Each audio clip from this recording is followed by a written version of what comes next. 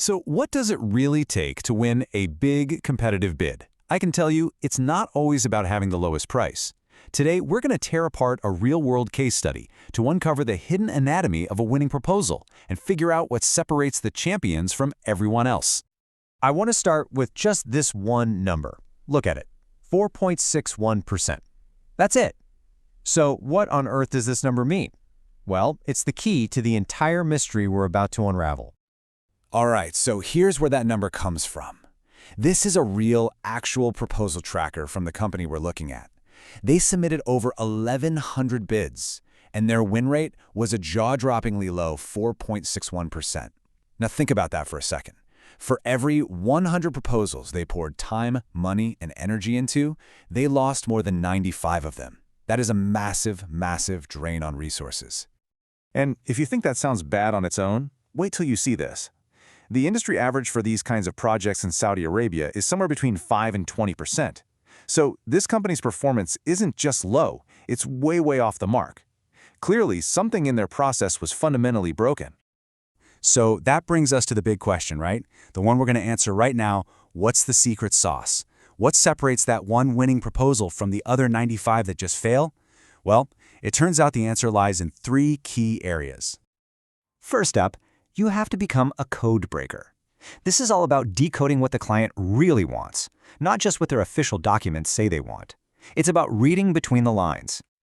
Okay, check this out. It's like 2 sides of the same coin. On one side, you have the official request for proposal, or RFP, usually a super dense 100-page document full of jargon. But on the other side, that's the real game. It's the simple little scoring sheet the evaluators are actually using behind the scenes. This is the cheat sheet. If your proposal isn't written specifically to get check marks on this sheet, you've already lost. And speaking of decoding, you have to speak the literal language. For example, in Saudi Arabia, the official term for an RFP is Qarasat Ashurut, which means booklet of conditions. Just using the right local terminology shows you're an insider, that you've done your homework and you get it. And here's a painful real-world example of what happens when you misread the code. In one of their internal reviews, the team realized the client's request for alignment wasn't just some vague business buzzword. Nope. It was a direct order. It meant include a compliance matrix. They didn't include one and bam, it cost them the project. And the details can seem so small but have absolutely huge consequences. Get this, a client asks for a project timeline of 24 months. Easy, that's 2 years, right? Well, maybe not. If they're operating on the Hijri calendar, 24 months is actually about 21 days shorter than 2 Gregorian years. That's 3 weeks. Imagine how that one little detail could totally wreck your budget, your milestones, and your delivery dates. So the big lesson they learned, the one they drilled into their team, was crystal clear.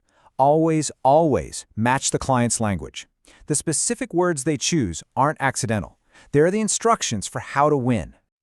Okay, so you've cracked the code. You understand the unwritten rules. Now what? Well, that brings us to part 2, crafting the perfect response. You need a blueprint to build a proposal that wins.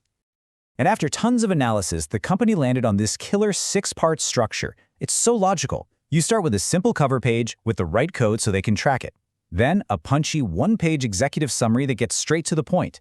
Then you flow into who you are, back it up with what you've actually done before, set clear goals for the project, and finally, lay out exactly how you're going to do it. See? It's not just a table of contents. It's a story. It's a logical argument that builds step by step. And man, they obsessed over every little detail. For instance, they had this whole internal debate about what should come first, the technical executive summary or the formal submission letter. They decided the summary should come first because you lay out the what before you formally commit to delivering it. It sounds like a tiny, tiny detail, but in this high-stakes game, precision is everything. And here's another classic mistake they found looking back at their old losses. The client specifically asked for projects that were relevant to the scope of work. The team just copy-pasted a generic list of everything they had ever done. Big mistake. The client saw that as lazy. They don't want a laundry list. They wanted a hand-picked, curated selection that proved you actually understood their specific needs. But, you can have the best blueprint in the world, but if your construction crew isn't any good, the house is going to fall down. And that brings us to the third and final piece of this puzzle, the people. Well, the numbers tell you what's happening, but the notes from the managers tell you why. Next to one of the team members with a low win rate, a manager simply wrote, "Doesn't respond in a good way." That's it. It wasn't about their technical skill, it was about their attitude, their communication, their collaboration. In the end, it's that human element that can make or break everything. And that human element has a very real cost. They did the math. They were wasting about 20 minutes on every single proposal just trying to get the team on the same page about basic requirements. Across more than 1,000 proposals, that adds up to 10.4 entire workdays per year. Just gone, wasted on internal confusion. Okay, so we've looked at the client, the proposal, and the people. Now let's zoom out and bring it all together. Let's talk about the real winning formula. And spoiler alert, it goes way beyond just the document itself. To fix their entire process, the company turned to this really cool strategic model. It argues that for any project or big change to succeed, you need 3 pillars to be strong and balanced: leadership, project management, and change management. And look how perfectly this maps back to everything we just uncovered. Leadership is about making the smart, strategic decisions, like what projects to even bid on. Project management is the technical side. That's crafting the perfect proposal document using the blueprint. And change management? That's the people side, aligning the team, managing performance, and building a culture of winning. You need all 3 legs of that stool to be strong.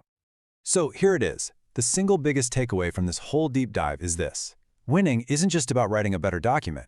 It's about building a better, smarter, more integrated system where your leadership, your process, and your people are all working together seamlessly.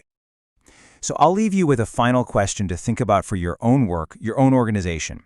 How well do you connect those 3 things, your leadership, your process, and your people, when you bid to win?